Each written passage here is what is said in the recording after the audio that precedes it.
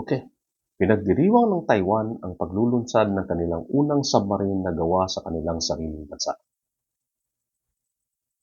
na nagpapahayag ng pagkatapos ng malawakang pagsisikap simula pa noong 2014 at may potensyal na nagkakahalaga ng bilyon-bilyong dolyares na may hindi naiuulat na galing pa mula sa ibang bansa.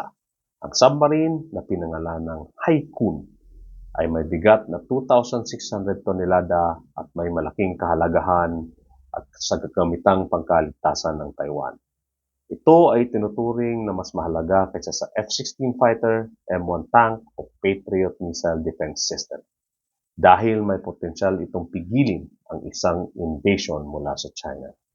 At kapag isinama ito kasama ng mga submarine ng Estados Unidos at maaring Hapones, ito ay maaring pigilan ang gayong invasion. Ang Haikun at ang 7 pang mga planadong kapatid nito ay mahalaga dahil sa heograpiyang lokasyon ng Taiwan.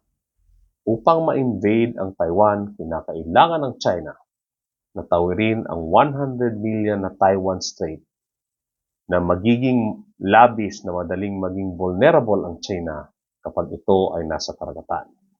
At kahit na makapagland ang ilang tropa, mananatiling vulnerable ang mga ito dahil umaasa sila sa mga barko para sa kanilang resupply, lalo na sa mga unang linggo ng kanilang pag-atake.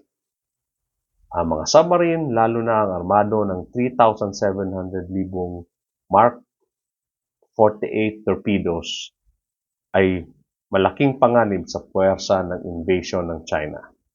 Sa simulation ng digmaan na isinasagawa ng Center for Strategic and International Studies, ang mga submarine ay maglalaro ng mahalagang papel sa pagtanggol ng Taiwan at ng kanilang mga kaalyado laban sa isang invasion mula sa China. Sa mga simulasyong ito, ang mga submarine ay nagtatagumpay sa pagdistorbo ng buong flotilya ng China at sa pagpagbagsak ng maraming barko, at ito ay mayroong malaking epekto sa militar ng China. Maaring may mataas na presyo sa buhay ng mga submariners mula sa Estados Unidos, Hapon at Taiwan ang kailangang bayaran para sa tagumpay. Sa mga simulasyon ng CSIS, karamihan ng mga submarine ng China ay nasira matapos ng 3 o 4 na araw na giyera.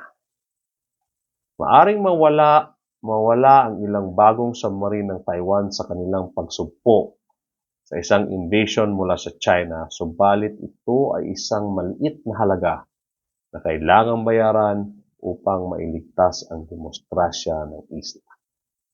Ang mga submarine ay may mahalagang papel sa diskarte ng depensa ng Taiwan at sa malawak na seguridad ng rehiyon.